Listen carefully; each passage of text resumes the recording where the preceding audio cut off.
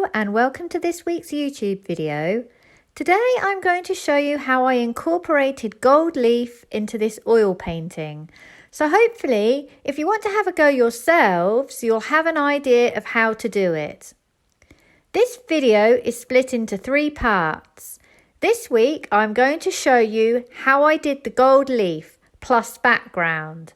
Video 2 will show you how I painted the cockatoos in oil, and for video 3 I thought I'd have a go at carrying the artwork onto a bare wood frame. I wanted to show you the completed piece of art ready to hang on the wall. To show you one video would have been too long, so I've split it up into 3 parts. So let's get started and I'll talk about what I am doing as we go along. I am painting onto a piece of MDF board. I had this one kicking about in my studio, so I decided to use it for a piece of art. I primed it with some gesso.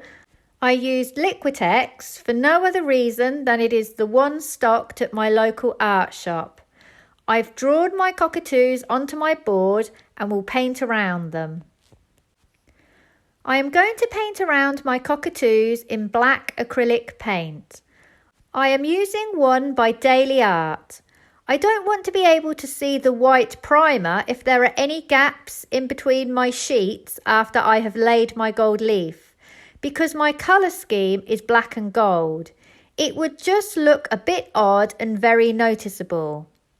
If you have chosen a different colour scheme, then you should paint your background in the colour that you have chosen. I am literally just painting around the cockatoos. I have done 2 coats of this black acrylic. It has good coverage though, so you may get away with 1. I've pre-worked out the pattern I want to create with my gold leaf before I start laying it. I am not freestyling. I've not been particularly intricate with my design. You could go really decorative if you wanted to. I wanted it more rough and ready because I wanted to create an element of contrast between my birds and their background. As I will paint my birds in a very rendered way, I wanted a much rougher looking background. Opposites always work brilliantly together. So it's something worth thinking about when creating your artwork. I've drawn my design using a white pastel pencil onto my board to help me know where to put my glue. I am using a specialist gilding glue. This one is by VGSEBA. I did a trial run with this before I started. This glue is very sticky, but I found it worked better than PVA glue. You have to lay the glue in the areas that you want and then wait 1 hour before placing on your gold leaf sheets. Don't be impatient like I was in my trial run. I tried to lay the gold leaf too quickly and I got into a real mess. Wait the 1 hour before laying the sheets. Also, to vary my marks, I used a fine tip glue applicator to give me a hand-drawn element. I also used my finger as well to break up my straight edges. I didn't want things to be too uniform. There's a bit of a knack to laying this gold leaf. I am using Craft Sky gold leaf sheets. This is actually gold foil. It's not real gold leaf. It's the cheap stuff, but the colour is good.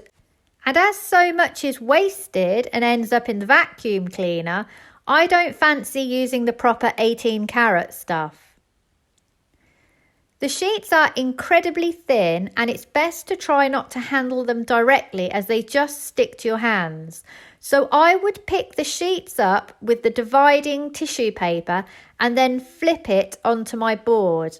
I then covered my board in the tissue sheets and gave it a good rub to make sure all the gold leaf had come into contact with my glued area. I waited 20 minutes and then started brushing off the excess gold leaf with a soft dry brush.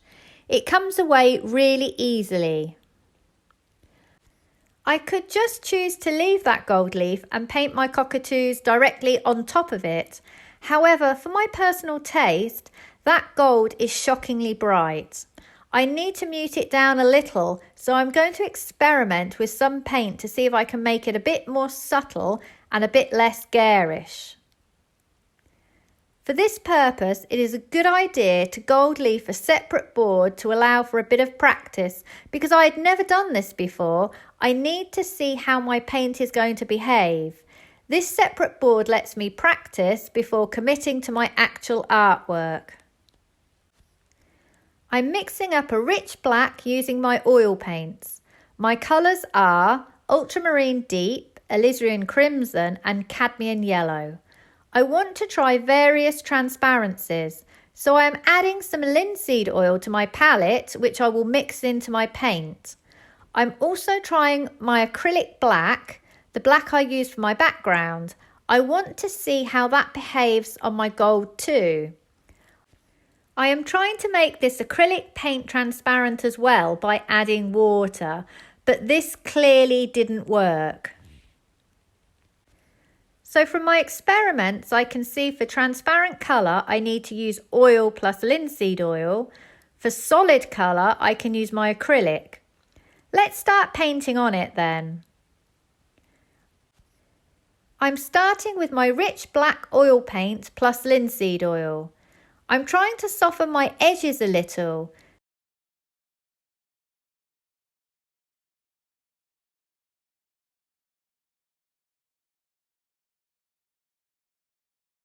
The oil paint is very malleable on top of the gold, but it was a bit too malleable for what I wanted, so I decided to go straight in with my acrylic black that I used for my background.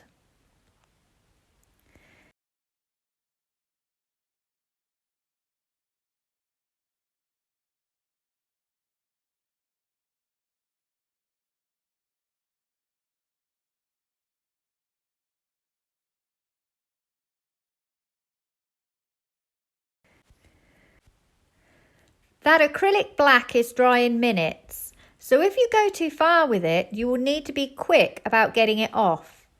Wiping back as you go is probably the best way.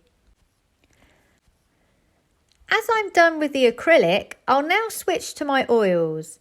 I want to start getting some colour into this piece, so blues, purples and greens is what I'm aiming for. For my blue, I am using ultramarine deep.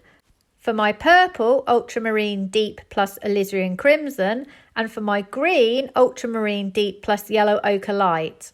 I'm laying these colours in various transparencies across my gold. The linseed oil is controlling how transparent my paint will go. Remember that purple and yellow are complementary colours, and when placed together they look amazing. So I have two main complementaries in this artwork. My gold acting as my yellow and my purple. I then have the opposites of a black background and white birds. So I have a colour scheme that I know is going to work. This is why laying a transparent purple on gold gives such a good effect.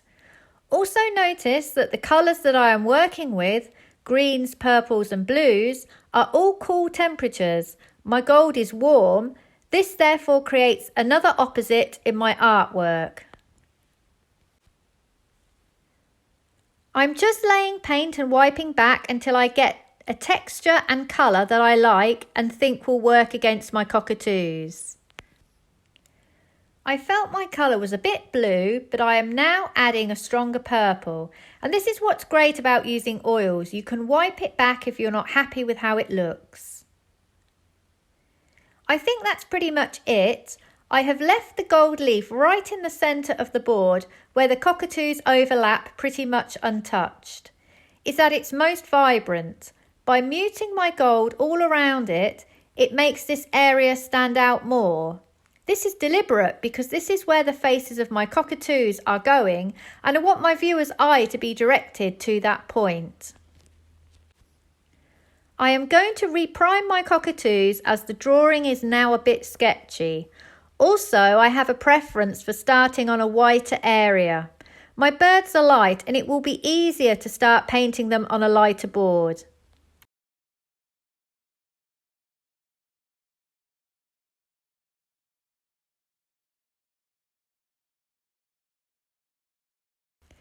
That is the background done. Next week I will show you how I painted the cockatoos. I hope you have found today's video useful and will join me for next week's video. Please like and subscribe if you can, and check out my website sarahhallidayart.com, where you will see examples of my work and also details of online classes that I run. Thank you for watching and see you for the next one.